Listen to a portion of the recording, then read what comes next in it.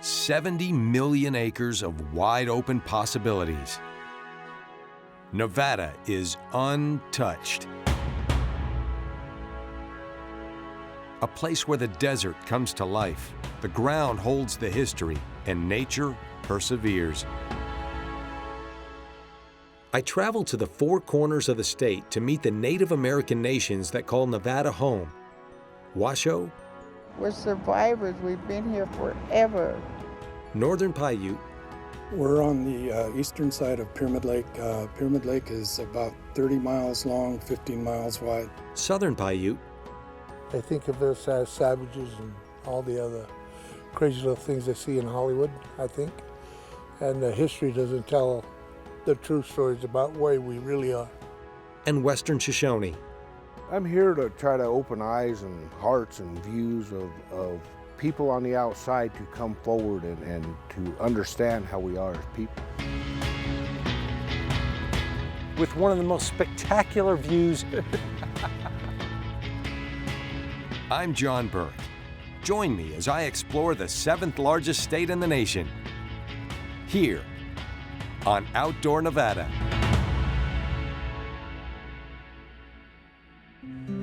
Almost 3 million people call Nevada home, a small sum considering the 70 million acres of land within the state's boundaries.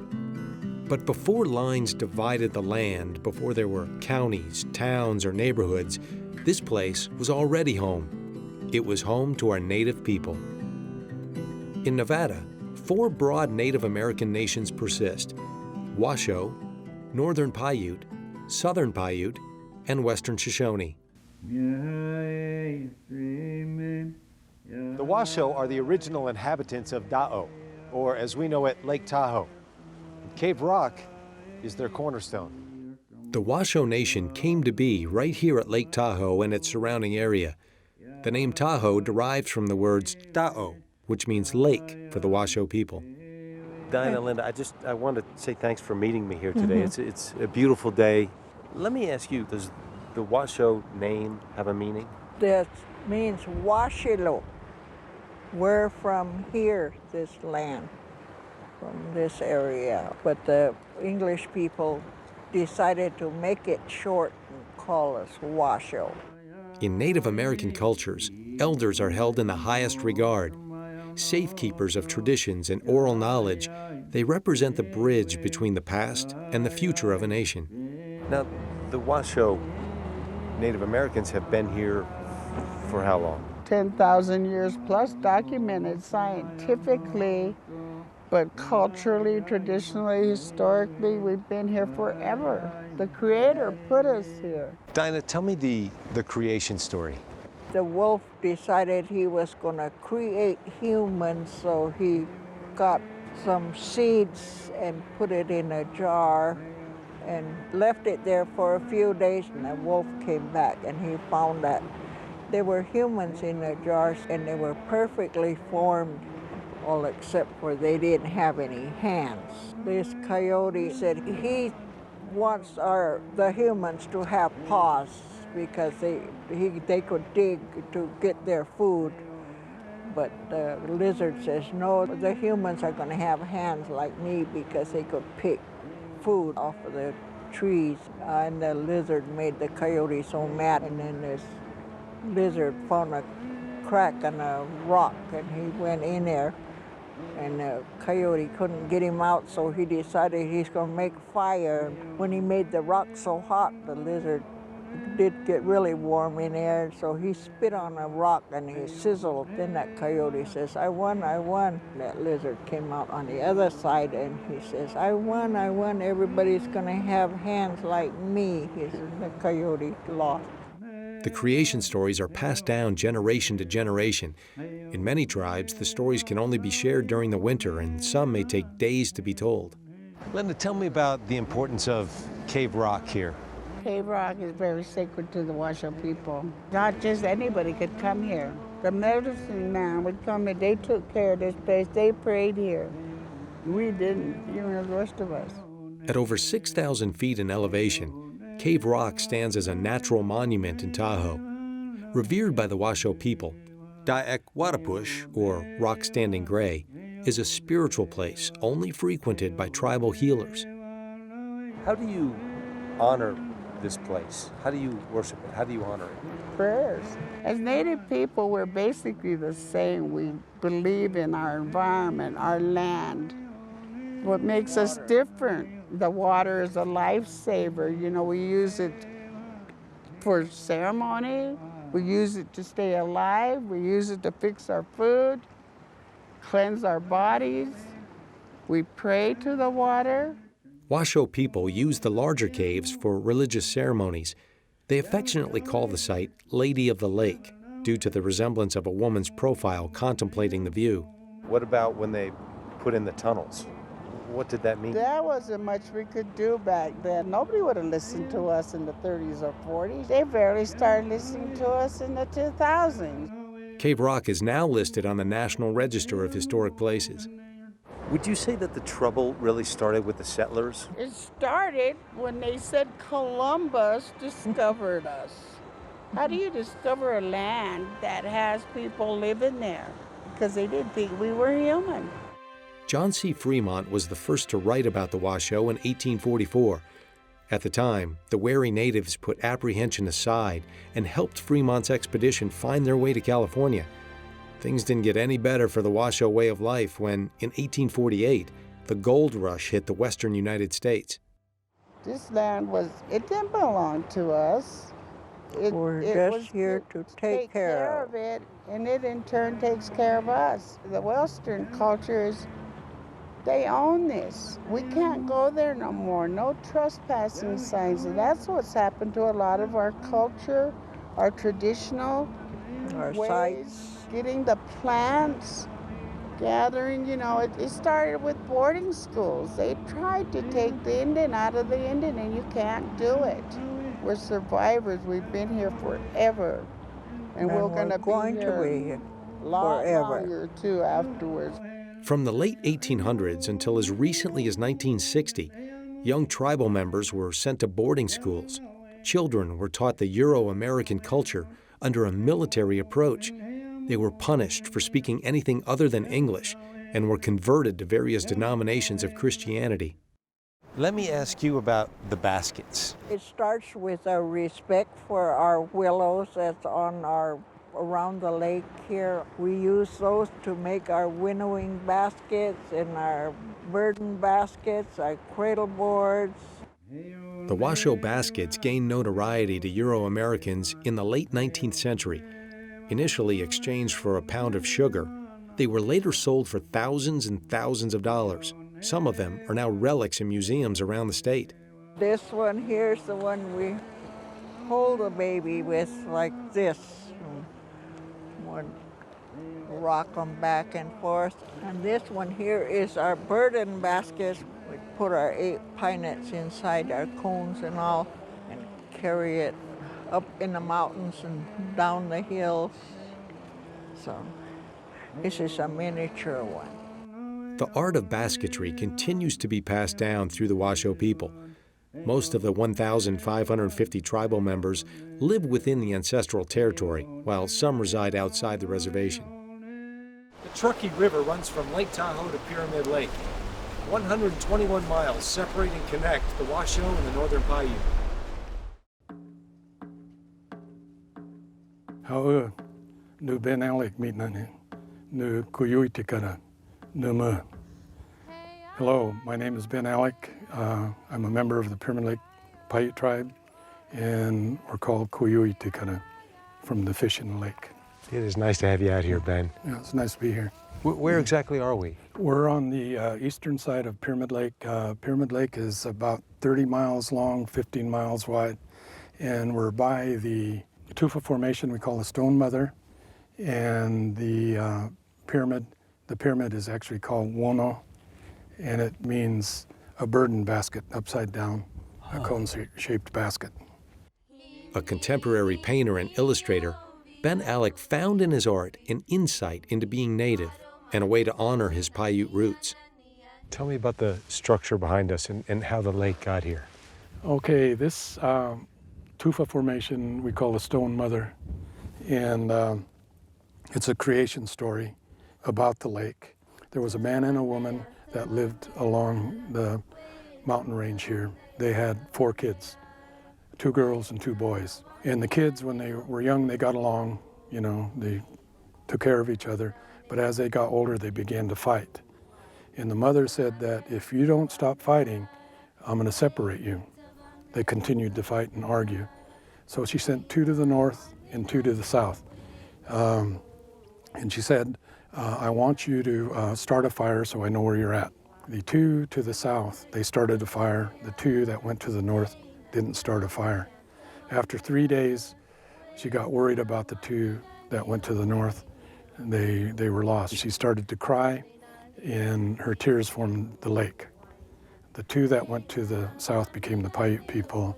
2 went to the north, became the surrounding tribes. A vestige of ancient Lake Lahontan, Pyramid Lake was named by John Fremont after its pyramid-like calcium carbonate tufa formations. Some of these formations date back 14,000 years. The first time that we saw a non-Indian here at Pyramid Lake was in 1844, and that was John C. Fremont. And in the history books, they say that John C. Fremont discovered Pyramid Lake.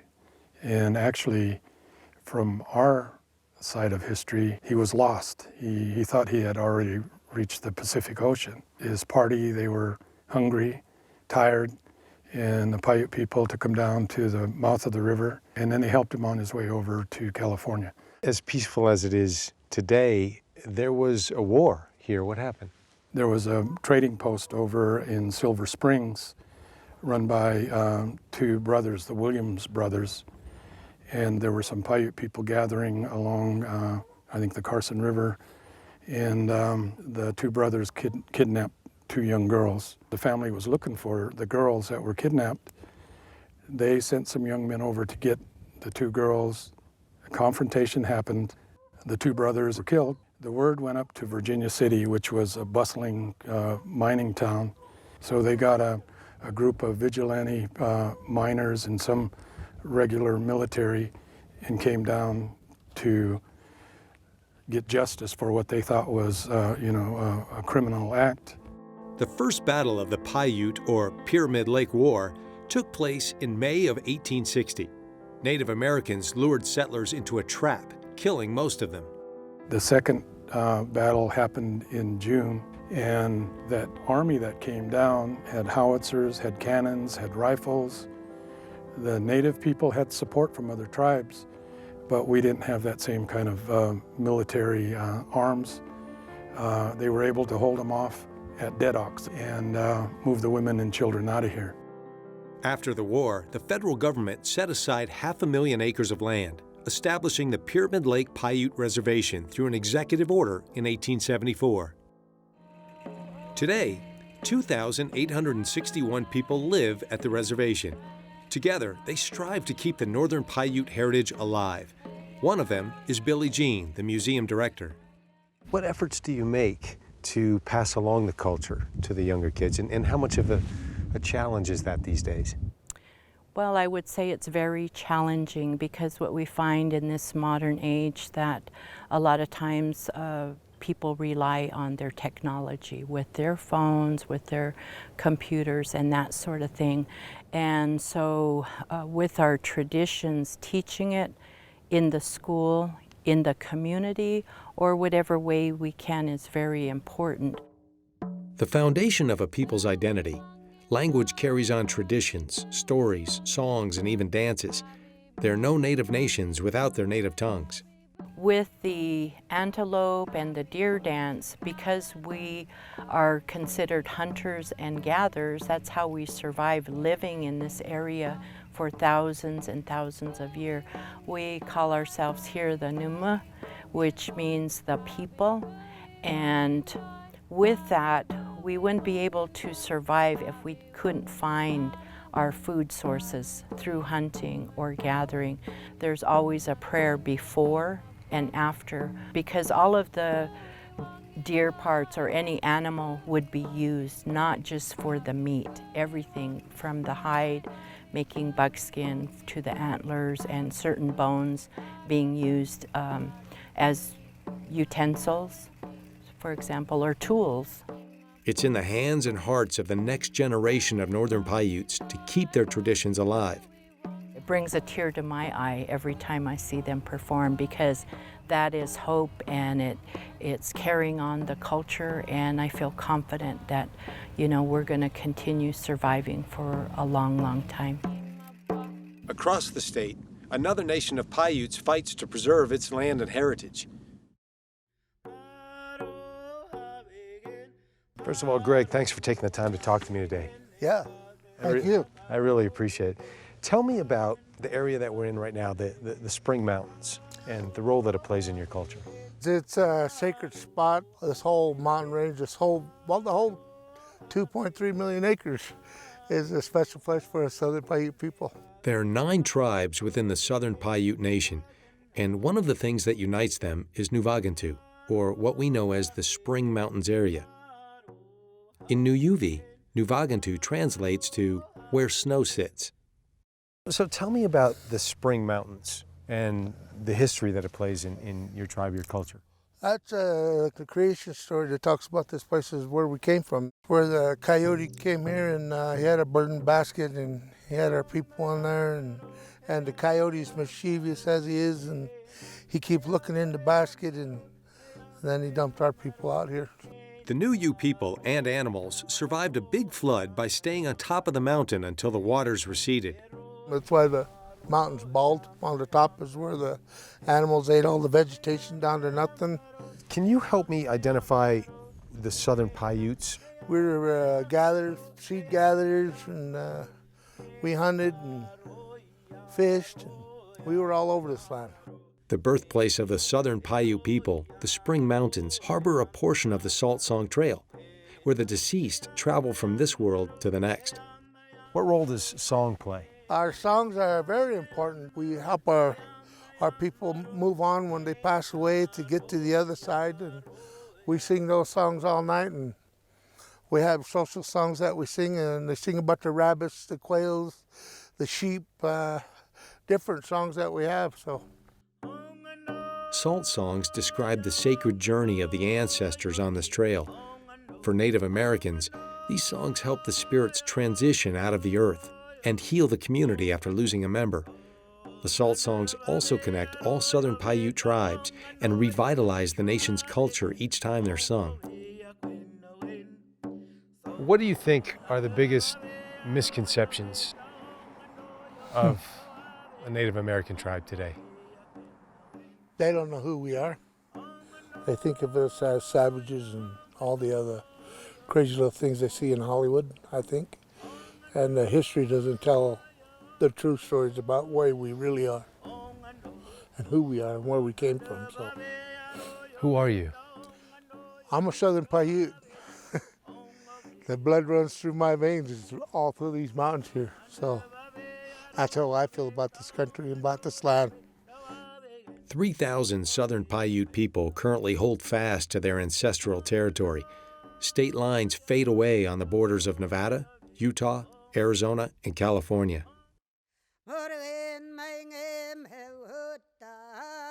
In many Native American tribes, nature is seen and treated like one of their own. Every single mountain has a name. This one is called Battle Mountain. Home for Western Shoshones, Battle Mountain takes its name from confrontations between Native Americans and early settlers. What a beautiful day to be out here. And Joe, thanks for joining me out on this day. What a great time. Thank you. It was nice meeting you. I am so excited about learning so much today. I know why I'm here. Can you tell me why you're here talking to me today? I'm here to try to open eyes and hearts and views of people on the outside to come forward and to understand how we are as people. You know, we're not so far cast that we want to be forgotten. We want to go forward. We want you to understand that we're human. We've lived, died, had children here. You know, this is our life. This is our total being is out here. A council member of the Battle Mountain Band of Timawak, Joseph Hawley advocates for the protection of their ancestral territory and the perpetuation of the Shoshone culture. This is one of the most remote areas and one of the most beautiful I've ever seen. Joe, exactly where are we? We're where they call the Tosawihi Quarries. in the heart of where they make their stone flakings and knives and utensils and all the things that they need to sustain life. And how far back are we talking? The scientists or archaeologists had dated this area as 10,000 years old. Recently protected as traditional cultural property on the National Register of Historic Places, the Tosawihi Quarries hold at least 17 stone shelters. Translated from Shoshone, Tosawihi means white knife. All these white stones here are from leftover remnants from when they was making their tools. Whether it be a scraper, whether it be knives, arrowheads, whatever it was, this is the leftovers of what they were making. This is everywhere around here. And that's what it all is. It's a quarry. How would you say Shoshone identifies itself as a nation? I think Shoshones identify themselves to caretakers of the land, caretakers of to what the ancestors had left previous that we have to protect and care for for generations, not only for the native people, but for whoever wants to enjoy that. The Valley people, Shoshones are grouped in Northern, Western, and Eastern. 16 tribes and 11 bands are federally recognized as Western Shoshone.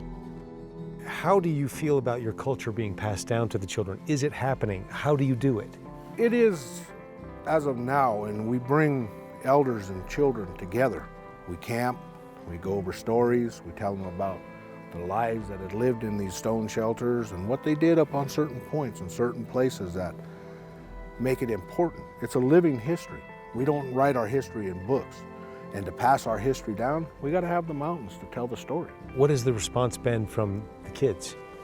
Kids love it. It's something that they can connect to. They can bring themselves back to where their people for 10,000 years have walked. They can identify to. They know who they are as a people. What happens if this doesn't get passed down, if the kids don't get it? We would lose 10,000 years of life. We would lose our spirituality, we'd lose our culture, we'd lose our history. We would lose our connection to our mother. Battle Mountain, the Spring Mountains, Pyramid Lake, and Cave Rock represent much more than landmarks. Examples of sacred territory, they are the gatekeepers of Native origins. What is the best part about being a Native American, a Shoshone? Being Native to me, and I think all cultures share the same as a Native, is the water, the air, the earth. I think being protectors, even though we have to do some things in our lives to continue taking care of ourselves, but we protect what we know exists. What about the toughest parts of being a Native American? Toughest parts is living in two worlds. You know, you have your cultural, you have your spirituality, you have tradition, but yet you still got to survive. You still got to eat, you still got to feed your children, you still got to have insurance. All these things, you have to find that happy medium somewhere. You got to ask for forgiveness for what you got to do to live. About 10,000 Native Americans live in Nevada today, torn between two realities. Indigenous people strive to succeed in the contemporary world while honoring their roots. If you want to say anything to the younger culture today, what would you tell them? I would tell them they need to learn the traditional ways, learn our language, learn to be respectful. Yes. And listen to their elders.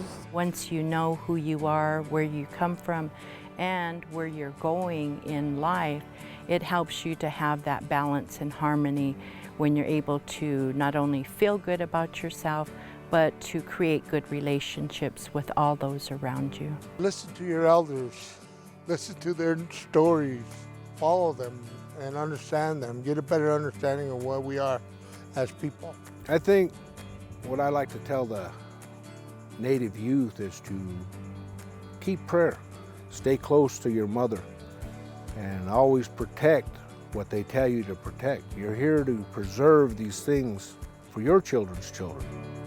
And when I'm gone, just keep pushing that thought, that prayer. Know who you are, know your extended family,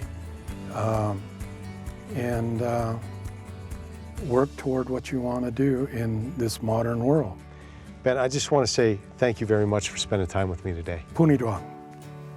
See you next time, that's what it translates to. We don't have a word for goodbye in our language. Punidwa. Punidwa. Despite our unique backgrounds, races, ethnicities, and religions, we all share the same world. While history and traditions may differ, we are connected through this one piece of land. The outdoors is our common ground.